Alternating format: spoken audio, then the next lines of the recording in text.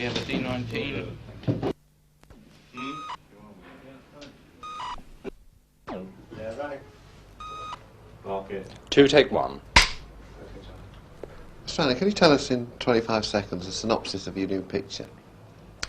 In 25 seconds?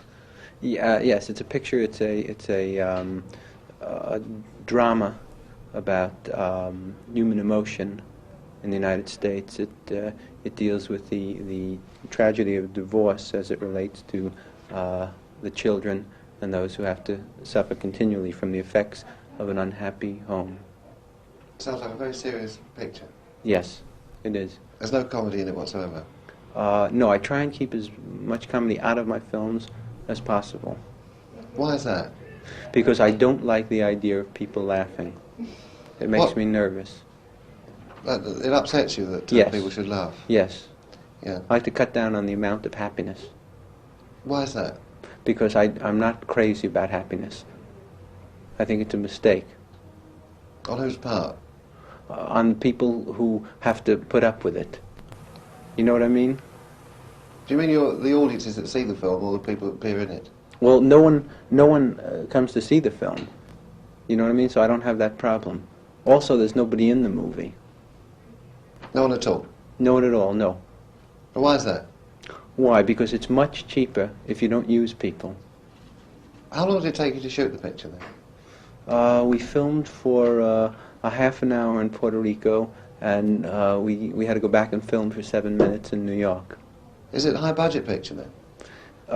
The picture cost, in American money, cost about $160 to make. Who do you admire? Other comedians? I don't really like other comedians because I'm jealous. Do they make you laugh, other comedians, or not? No, I don't laugh at anybody. How long does it usually run? Well, it's run for 6 months in the United States, but that's been a mistake. Is that at one theatre? No, it's run 6 months totally in 2,000 different theaters. That's marvellous. Do you watch your own films? No. Why is that? Because I don't have the patience to sit through them. Do you watch them while you're editing them, or? No. No. I generally edit blindfolded. How do you actually go about writing a story? That's a good point. And does the finished product ever work out the way you imagined it to? Never, no. Why is that? Because the finished product doesn't seem to work out at all. Well, how do you know that if you don't see it? Because I hear the comments from people, and they're usually very negative. Now, does criticism upset you? Only negative criticism, yes. If you get a good notice, are you pleased or displeased? Displeased. Why is that? Because I don't like to hear anything that, at all about my work. Have you any ambitions in films? No, I would like to be. I think I would like to be found dead, face down in the street. Is there any character, fictitious or living, that you'd like to play?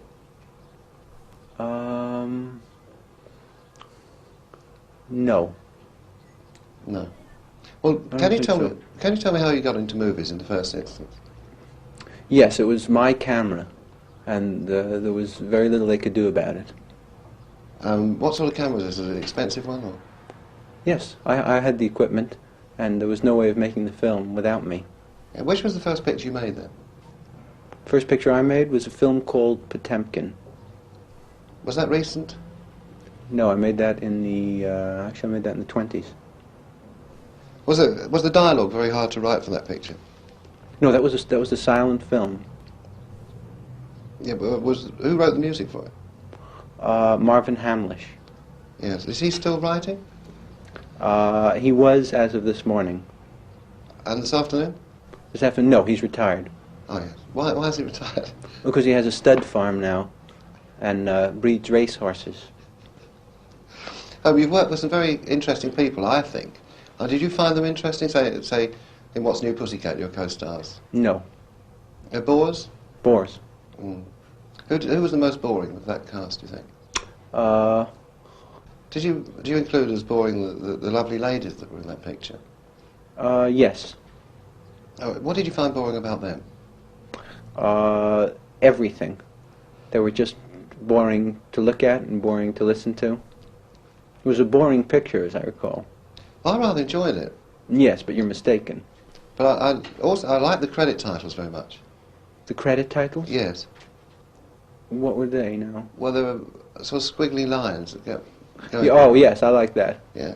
Well, I like anything squiggly. And there was a singer who recorded the title song. I can't remember his name. Nor I, because I never saw the picture. Ah. Did you have anything whatsoever to do with the production? Pardon me? Did you have anything whatsoever to do with the production of that film?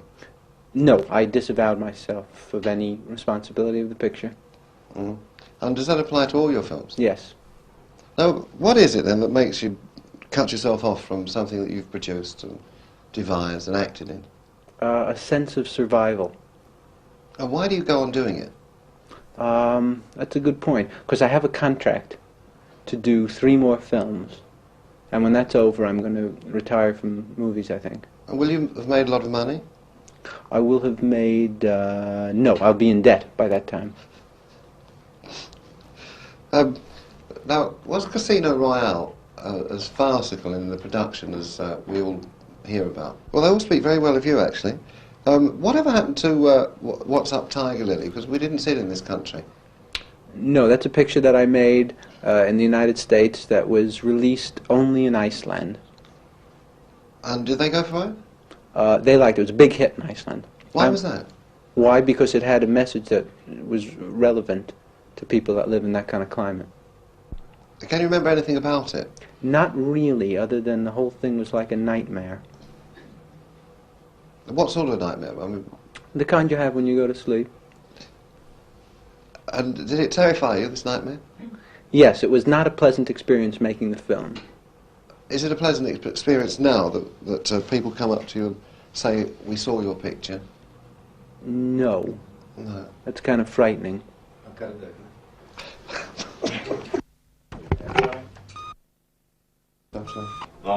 4, take 1. Yes. Was there a sequence that you liked very much from Pussycat? Yes, I like my favorite sequence was the scene just before the first reel that goes XXX 98765432210. What is it that appeals to you about that? I thought that had the most social satire in it of anything in the film. It had a message. Yes. Do you feel the message was just directed at you, or No. The message was universal in that. what was the message? That numerals can descend in order if placed properly. Well, if that was to your mind, the best scene, what was the worst? The scene between the start of reel 1 and the part that says the end. Was that a particularly long scene? It was about close to 2 hours. Yeah. Was there nothing in that 2-hour scene that you found was slightly amusing? Yes, somewhere in the middle there was a shot of the sky that was rather puckish. And what was appeal about the sky? Just the shade of blue that it was at the moment. Kind of a funny shade of blue, if you know how blue can occasionally be. Really funny. What's it like to go to the Academy Award ceremony? Well, you got to get all dressed up, and usually have to drive there. You know what I mean? Because it's not really too near where you live, no matter where you live. They work that out. Where actually did you live then, Woody? At that time, I was living in New York. The awards were in California. Were you embarrassed by the all the television cameras and the newspaper reporters and at the ceremony? Did this sort of worry you? Huh? What? Can you say that again? Yes. Does it embarrass you that You're asked for autographs in the street, that newspaper people are always after you. Oh, yes, yes. But practically everything embarrasses me. But normally people aren't embarrassed. I mean, a film star likes signing autographs and likes meeting the press. No, that doesn't thrill me. If I'm asked for an autograph, I usually produce a large hammer that I carry with me for such occasions and bring it down swiftly on the head of the person who asks. Well, what is there in the film that is so offensive, in your mind, to someone that's paid to come and see it? What appears on the screen for the duration of the film is offensive to most people. Is there a section of the public that you think it wouldn't be offensive to? Yes, nobody. No one at all? No one at all. That's the section I think will not be offended by it. Yeah. Go back to Casino Royale. Did you have money in that picture yourself? Yes, I had $4 invested in that, and so far it's down to about $1.50. Well, what was the reason for its flop at the box office? The fact that people who came in to see it would run screaming up the aisles after 10 minutes and generally tell their friends not to see it. It was that kind of film. Yeah, well, what made them scream and run up the aisles? What we were presenting on the screen. Yes, but what was it about the picture that what you were presenting on the screen that offended people so much? It wasn't offensive. It was what you would call a tremendous lack of any redeeming quality whatsoever, which was not easy to achieve because they spent $20 million to get that lack of quality. Oh, I've got to stop a bit. Can I have a cigarette? Okay. 5, take 1. In Take the Money and Run, if you don't mind repeating the title, how do you go about, this applies to any picture, so how do you write the sequences yourself. Where do the ideas come from? I plagiarized them from other more talented people. Yeah, but isn't this not the right thing to do, because might not you be sued? Yes, if you're caught, it goes badly. But, I mean, do you plagiarize good ideas or bad ideas? Best I can find. But, I mean, you've been saying that you don't really want to entertain. Yes. Right? So, when you say best, do you mean best or worst? I mean best, and I also mean worst. What I do is plagiarize the best ideas from textbooks. You know, so for instance, say I have a book on algebra. What I do is take the best equations, film them, and hope that it comes out. Does that music play an important part, do you think, does it help the comedy in those particular sequences? No, I try and add music that will hamper the comedy if I possibly can, slow down the pace. Where do you get that idea from? From watching the great comedians. This is not what they used to do. And in an effort to be original, I've tried to make a picture that isn't funny, comedy that doesn't work, so I could be unique. Is this the first time you've done that? No, I have a series of comedies that don't work. Can you give us some examples? Comedies that don't work? Well, Bananas, Take the Money and Run, What's New Pussycat, What's Up Tiger Lily, are all comedies that I've done, uniquely designed to do away with any sense of enjoyment on the part of the audience. Well, if you set out to make a comedy and it doesn't make people laugh, do you feel that you've achieved something? Yes, I think I've, yeah, no question about it. Well, what have you achieved? My goal. Well, congratulations about that. Thank you. How much work do you put into a picture? Take Bananas. Your name appears on the credits several times. Right. And what is your function? How do you look at your function on that particular picture? I show up on the set every couple of weeks and kind of walk around and see what's going on, and sort of go home. And that's it? That's about it, yeah. Yeah. What other great comedians, who do you admire of the great film comedians? I'm very impressed with God. I like his work very much, but nobody else.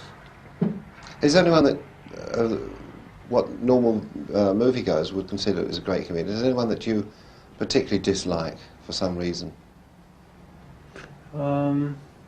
Particularly dislike? Not really, not really.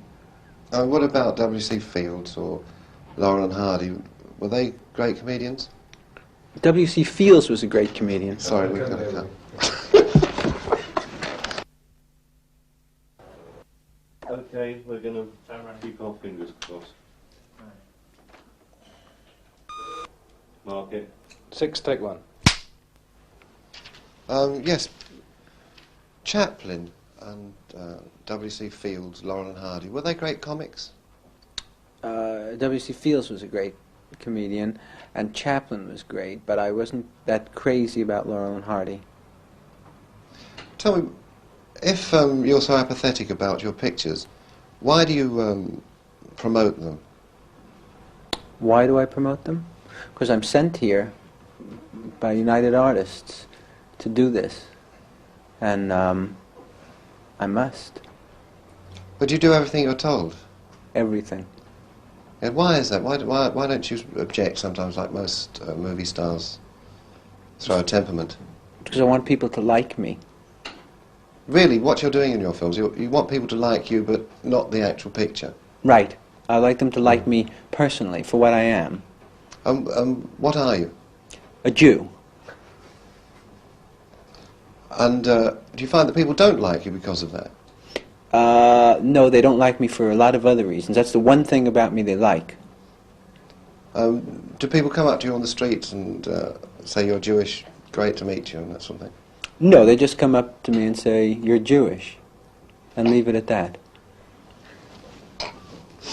In What's New Pussycat, there was a very good chase sequence. Now, this idea, was this plagiarised? Yes. And from what? That was stolen from the chase in A Streetcar Named Desire.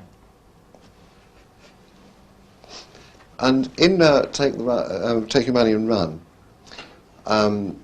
you were a prisoner. Now, is there anything deeply rooted about you being a prisoner in the picture? Did you write yourself into that part for any special reason? Yes. Can you tell us? Oh, you want to know? I'd like to, yeah. Because ever since I was a little boy, I always liked to be tied up by women. But this was a men's prison. Yes, I know. I couldn't do it exactly as I wanted to. But why? Surely that would have offended the public more. Yes, I know, but we couldn't get into the women's prison in the United States because they won't allow men in. So, you used an actual prison in that instance? We used actual prisoners, but not an actual prison. What was that, a papier-mâché? Yes, that was a fake prison, but real convicts. Those are actual murderers, which we get from casting. But the prison itself was a set. In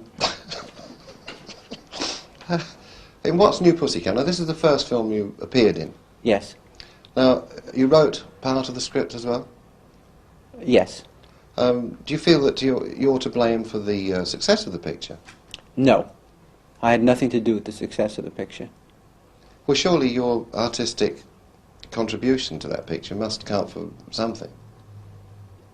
What? Your artistic contribution to the picture Right. must count for something. Must count for something. No. The picture would have made a lot more money if I hadn't been associated with it. Were you told this afterwards or before you signed the contract? All during the whole thing. And you ignored it completely? Completely. Yeah. But why is that? Because you usually do as you're told? Yes. Except in certain cases. Like? Like, there are certain times when I don't do as I'm told. What occasions are those been? That's most of the time. Yes. And do you enjoy going around the world promoting your films? Yes, I like to go around the world. Do you prefer working on location or in a studio? I like to work on sets. Everything in all my movies have been all filmed on sets. Even Bananas? Yes. That was a big studio, was it? The exteriors? The exteriors were all interior. Now, how's that done? We rebuilt Puerto Rico in a studio in New York. Is that wouldn't that be more expensive than actually going to Puerto Rico? Puerto Rico, it was not so expensive building Puerto Rico, but constructing the Puerto Ricans was a fortune. Well, how did you go about that? Because I had to move. How did we go about it?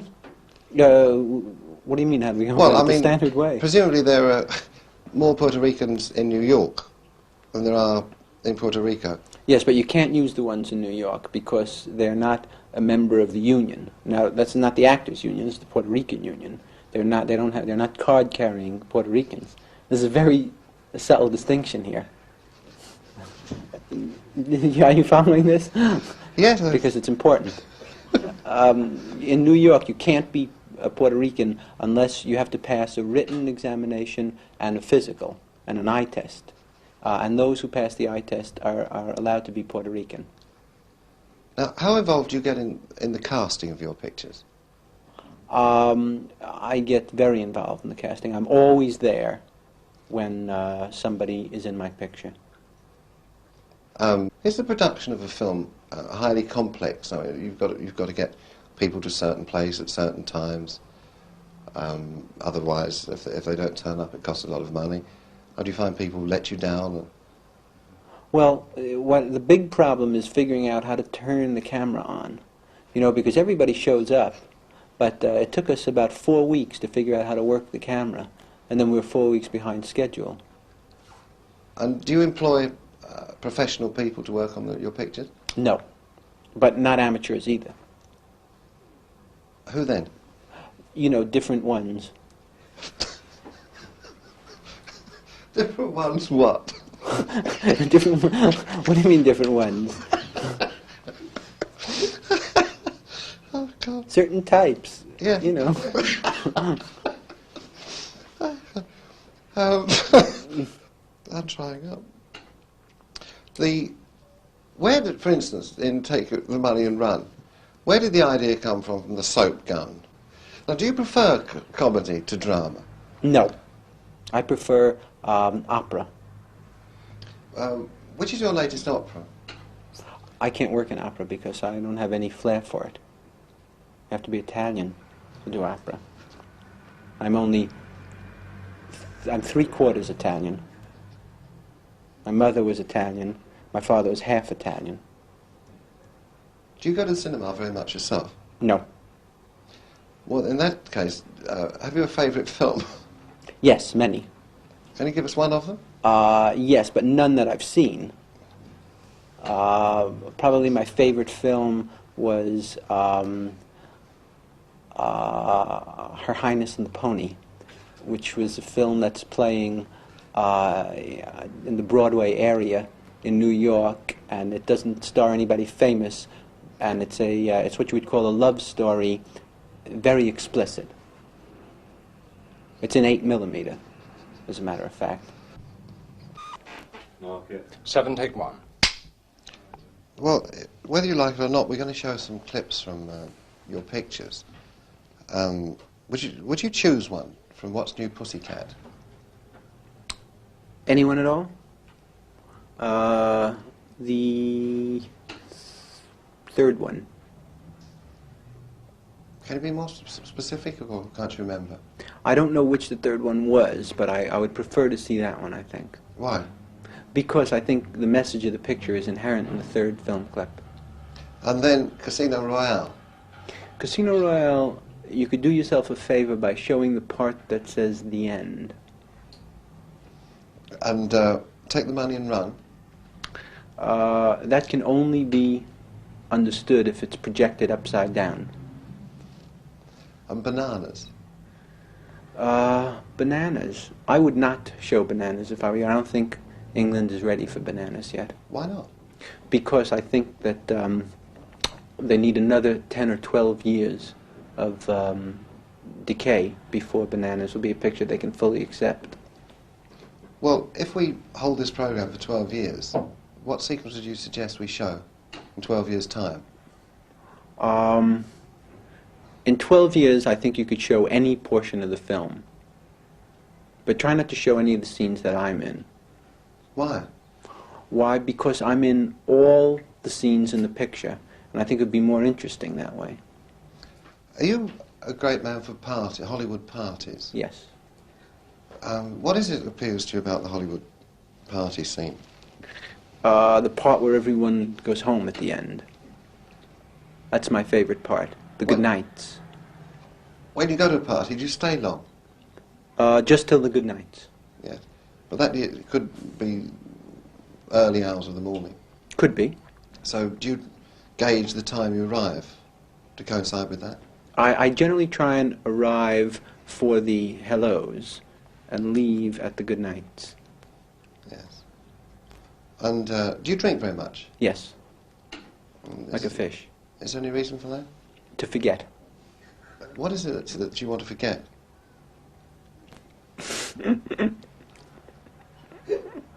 I can't think of it now. So it must be working. A classic line. Well, that was plagiarised from an early Laurel and Hardy picture, wasn't it? Yes, I like Laurel and Hardy a great deal. Did they like you? Yes. I loved him, hated her. Great. What is it between the hellos and good nights at a Hollywood party that appeals to you? The interim. Is there... who was the first movie star that you met? Can you remember?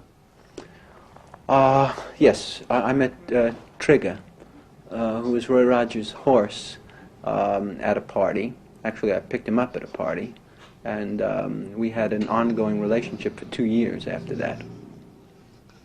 So I'm very proud of. Did you ever meet Roy Rogers at that time? No, I have no interest in meeting Roy Rogers, but I loved living with his horse. But what about the smell? He didn't mind that so much.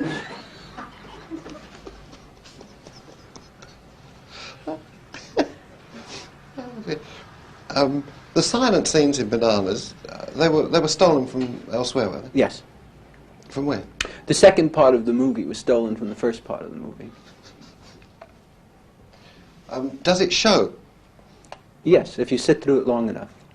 And this doesn't often happen, I suppose. No, no one's ever sat through the entire film. Well, if they haven't sat through it, how can they admire the end sequence? They can't. That's just it. Yeah. Would it possibly not be better to show the end first? Yes, it would be better to show the end first. I tried to get United Artists to do that, but they don't. Do you object to people coming into a cinema in the middle of a picture? No, I think that's the right time to come in, is the middle. Picture should not be seen from the beginning to the end, because the meaning then becomes obscure. And what is the meaning of behind this latest picture of yours? The meaning behind it? Yes. The meaning behind it is the same. It's the same theme as all my pictures. Now, have you ever wanted to branch out? I mean, you seem to stick to the same theme every time in your pictures. Have you wanted to break away from this and do another type of picture? Yes. I would like to do a drama that fails to move anybody. And what would be the object of that? Because nobody else is doing that kind of thing. Why do you think that is? I don't think they have the skill. Well, I can understand the first, but why the sexual activity? Because sexual activity is antithetical to what makes a great director. Now, this is strange because you're about to make a picture about sex. Yes. What's the motivation behind that? Because I want to deal with some of the most pressing sexual problems in the United States. Who are they? Who are they?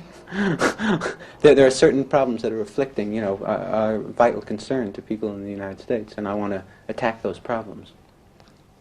Do you find that if you tell a joke in America, people don't laugh in England? Yes. That's exactly what happens. When I tell a joke in the United States, people will not laugh in England, and conversely, they will not laugh in the United States. So it's an interesting combination. Now, why do people employ you as a comedian if you don't make them laugh? Because I create an interval between the two singers. Are you liable to do any more television spectaculars? No, not likely. I've sworn off television. Why is that? Because it brings me into too many homes. And I have trouble getting out of some of them. Strada, thank you very much. Oh, it was a pleasure. That's great. That'll keep them out of the theater.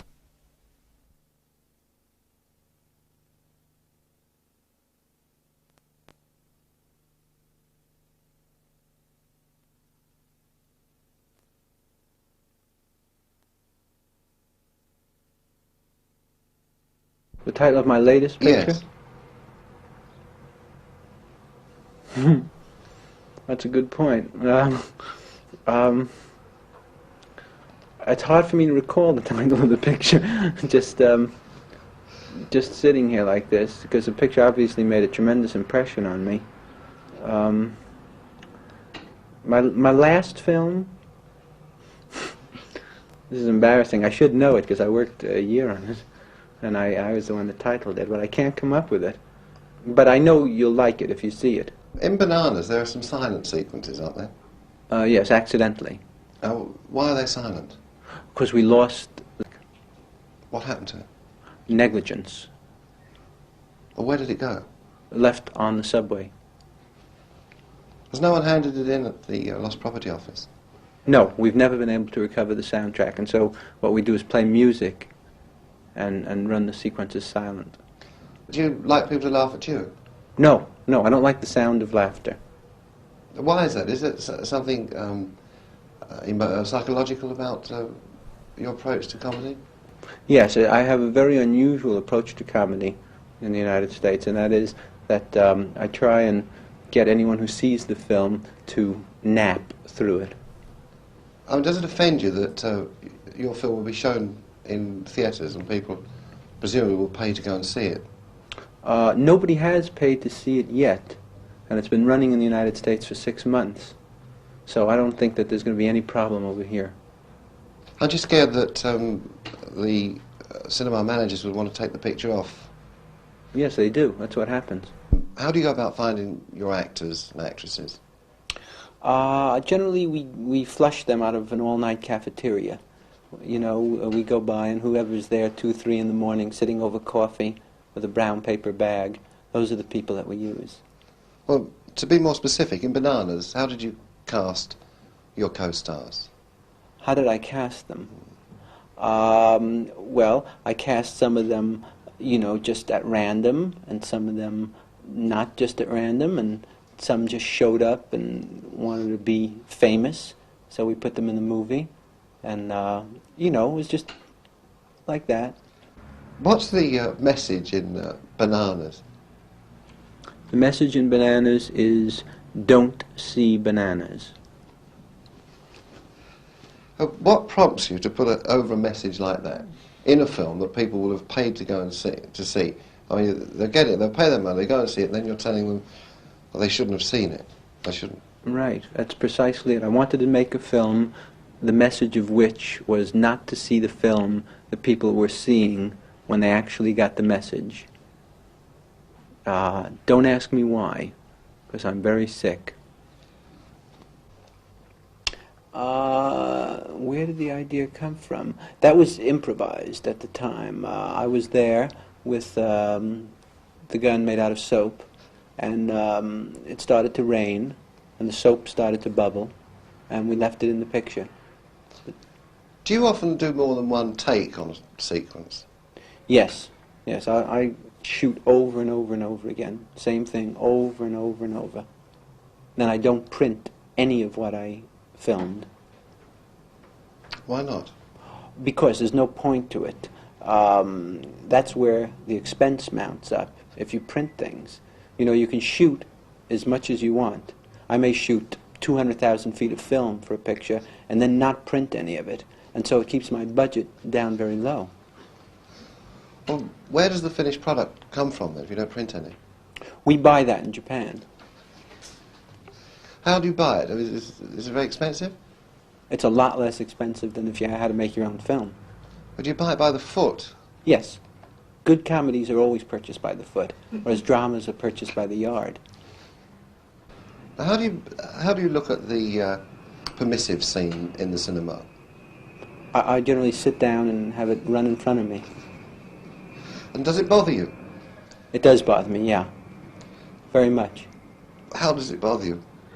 Because I've always felt that sex is dirty. And I'm against sexual relations between people. Does that mean men and women? No, just people. Casino Royale, now this is hard to remember because this was years ago, but I had the feeling while they were making the picture that it was going to be a fiasco. And it was a fiasco. Certainly. What part did you play in this fiasco? I was in the film very briefly, and that's all. But I never saw the movie, and no one that I know saw the movie. In fact, I don't think anybody saw the movie. They lost many millions of dollars on it. Did that please you? Yes, I was thrilled. Who are your co-stars in that picture? In Casino Royale? Who else was in it? I was about the biggest name in that picture. I was surrounded by a group of non-entities, as I remember.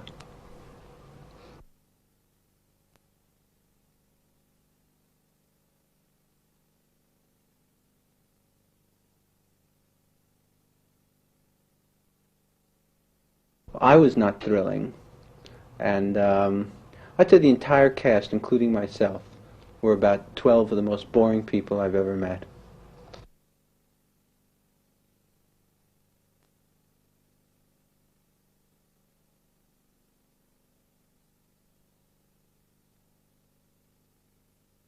Is there any English actor that you think stands out from the others? Spike Milligan. Which of his pictures did you like most? The early romances.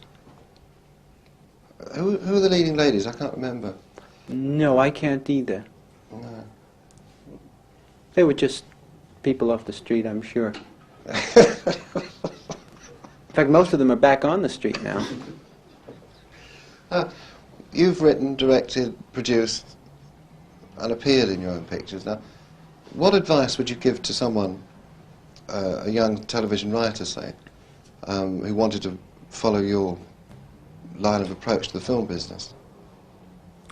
I would say to eat lightly. Stay with salads mostly, fish, and not to smoke, and to refrain from sexual activity.